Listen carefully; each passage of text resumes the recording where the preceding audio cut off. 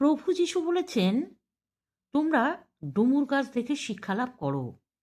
যখন তার ডালপালা নরম হয়ে তাতে পাতা বের হয়, তখন তোমরা জানতে পারো যে গরমকাল এসেছে।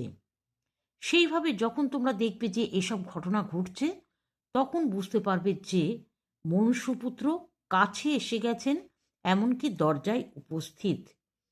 সেই দিন ও সেই সময়ের কথা কেউ জানে না, স্বর্গের দূতেরাও না, পুত্রও না, কেবল পিতাই জানেন।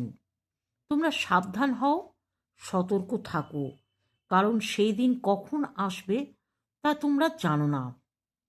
তোমরাও এইভাবে জেগে থাকো, কারণ বাড়ির কর্তা সন্ধ্যায় কি দুপুর রাতে কি ভোর রাতে কি সকালে আসবেন তা তোমরা জানো না।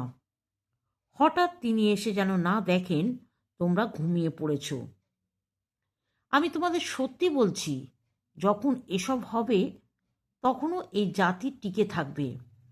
আকাশ ও পৃথিবী শেষ হয়ে যাবে, কিন্তু আমার কথা চিরদিন থাকবে।